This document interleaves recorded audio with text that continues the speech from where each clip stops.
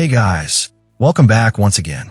Today's story is inspired by a real-life journey of love, culture, and the courage to choose your own path.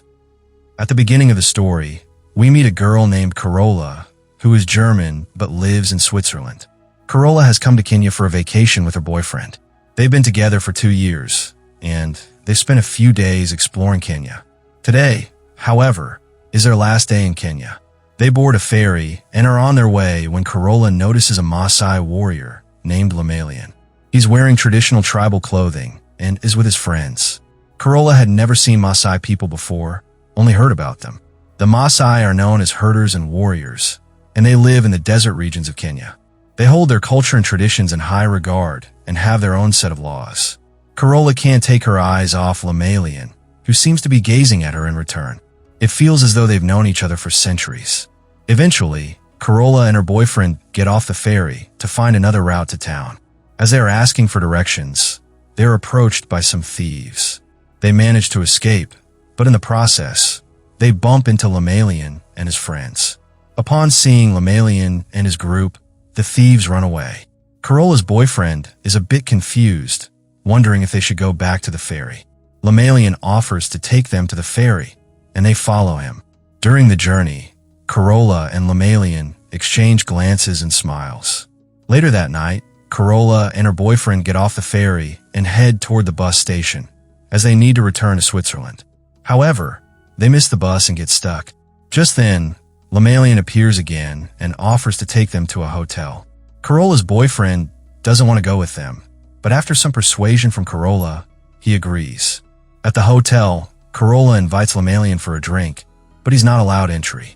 Carola then suggests going to a club, but her boyfriend tries to stop her. She ignores his objections and decides to go anyway. After that, Carola drinks and dances with Lemalian, feeling a deep connection with him. Just then, her boyfriend arrives and gets angry when he sees them together. He takes Carola back to the hotel. The next day, Carola is at the airport with her boyfriend, ready to return home. But her mind is consumed with thoughts of Lemalian. She's no longer happy in her relationship and tells her boyfriend that she doesn't want to go back with him. Upon hearing this, he realizes that Carola has fallen for Lemalian. He leaves angrily, heading home on his own. Carola then goes to the place where she last saw Lemalian. There, she learns from his friends that Lemalian has gone back to his village. After getting the address of his village, Carola boards the bus and sets off to find him. This is the first time Carola is traveling alone in an unfamiliar place, but she knows that she has to do whatever it takes to be with the person she loves. Along the way, she sees members of the Maasai tribe, who are watching her as she passes. She eventually arrives at a village where she meets a German woman. This woman lives in the village, married to an African man from the local community. Carola tells her everything about her situation, and the woman explains that because her love interest is from the Maasai tribe, Carola will face many challenges. In this village, the women are bound by strict rules, but the men are free to do whatever they wish. Despite this, Carola is so drawn to Lemalian that she is determined to meet him, no matter the cost. Carola, along with the German woman, goes around the local market showing people Lemalian's photo and asking about him, but no one seems to recognize him. For the next few days, Carola continues searching for Lemalian without any success. Then, one day, Lemalian hears that Carola is looking for him. He comes to meet her, and the moment she sees him, her face lights up with pure joy. Lemalian had fallen in love with Carola as well. One night, they stayed together at a hotel.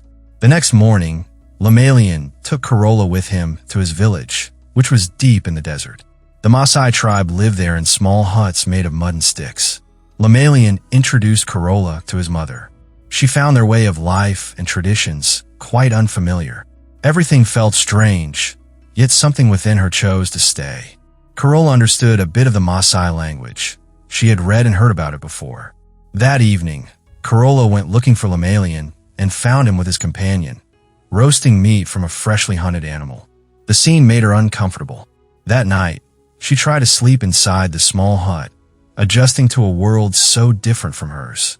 The next morning, Lemalian offered her some half-cooked meat, but she politely refused. It wasn't something she could eat. Later in the day, Corolla went to bathe.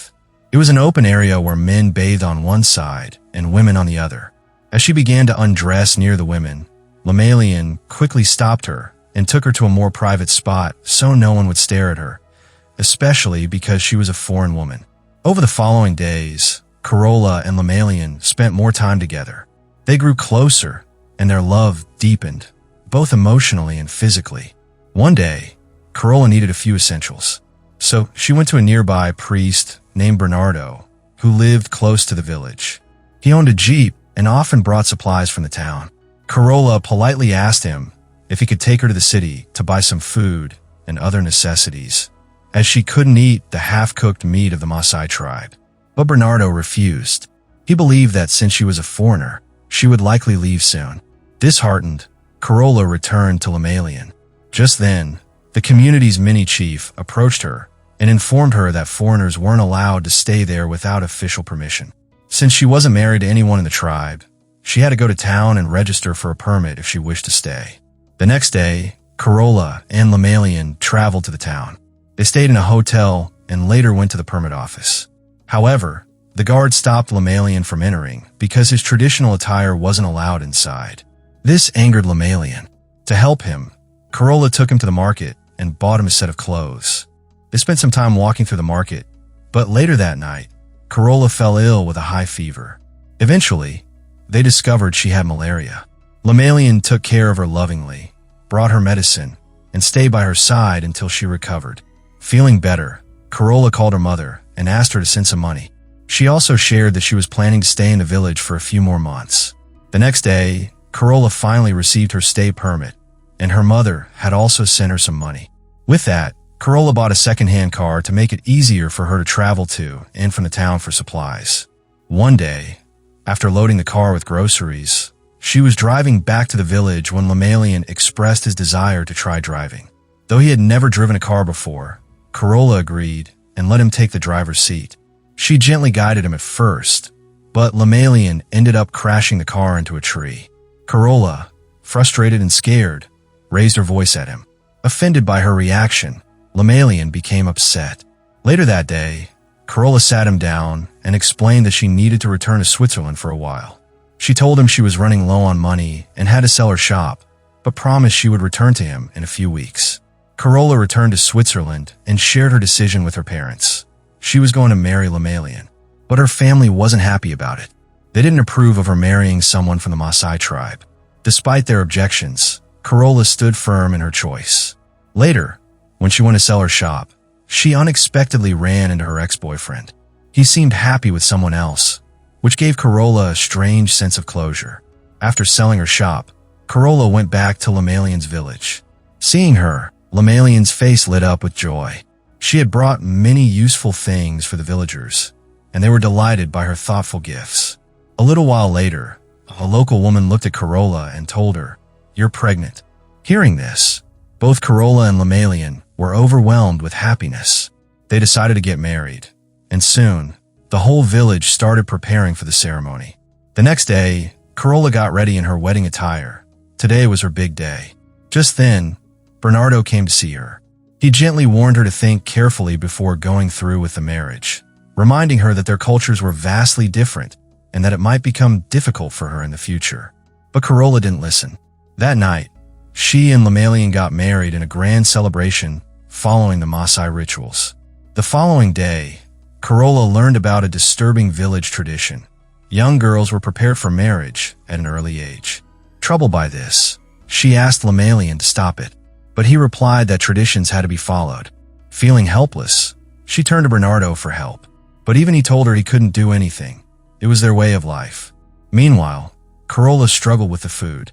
Being an independent woman, she decided to open a small shop near the town to sustain herself. When she told Lemalian about it, he refused at first and insisted she adapt to village life. But Corolla firmly told him she could not eat raw or half-cooked meat. Eventually, he agreed. A few days later, Corolla finally opened her small grocery shop in the nearby village. However, to get a proper business license, she had to hire the nephew of the Maasai tribe's mini-chief. The boy wasn't very reliable, but she didn't have much choice. Her shop started doing well.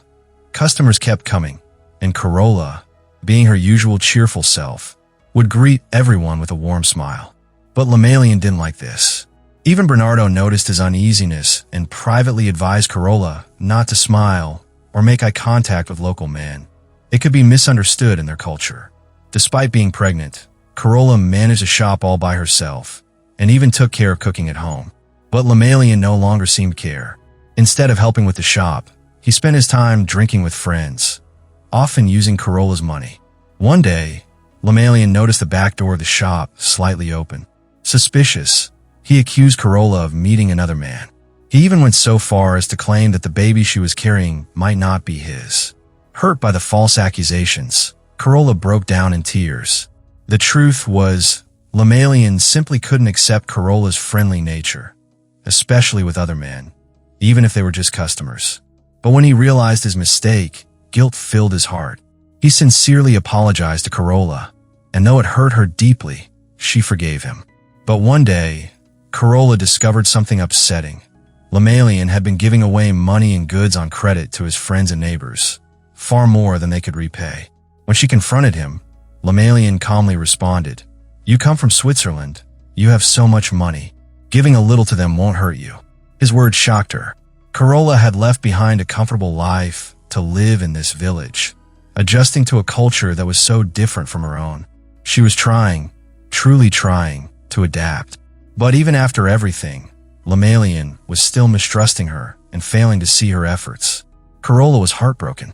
Yet, deep down, she held on to the hope that one day Lemalian would understand.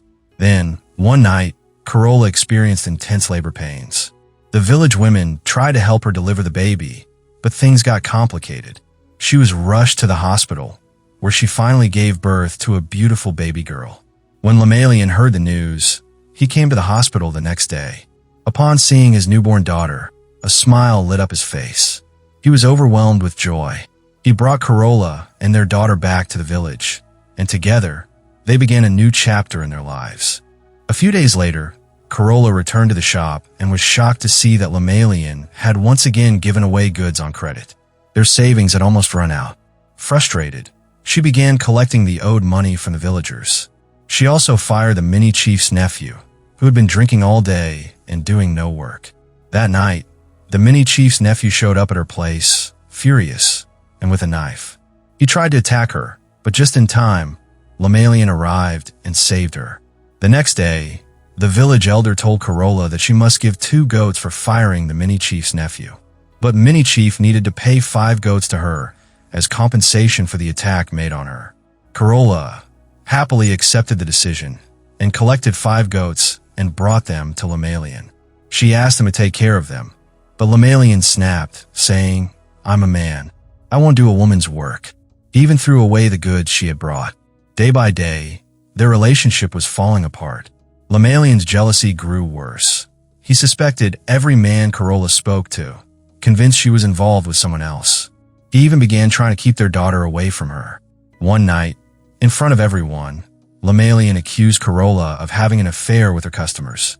Furious, Corolla yelled at him, and they began slapping each other.